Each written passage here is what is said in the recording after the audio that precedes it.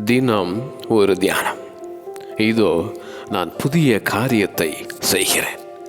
ஏசாயா தீர்க்கதரிசியின் புஸ்தகம் அதிகாரம் 43 வசனம் 19. See, I am doing a new thing. முந்தினவைகளை நினைக்க வேண்டாம், பூர்வமானவைகளை சிந்திக்க வேண்டாம்.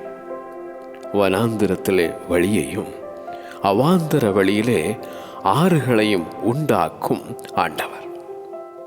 உள்ளத்தில் புதிய ஆவியை கொடுத்து கல்லான இருதயத்தை மாற்றி சதையான இருதயத்தை அருளும் ஆண்டவர்.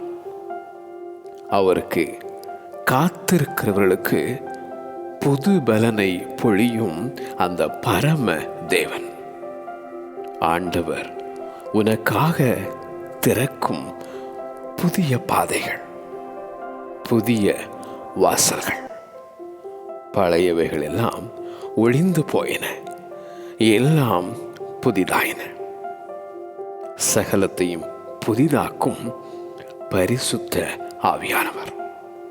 இதோ நான் புதிய காரியத்தை உன் வாழ்வில் செய்கிறேன். இதோ நான் புதிய காரியத்தை உனக்காக செய்கிறேன். ஆமென்.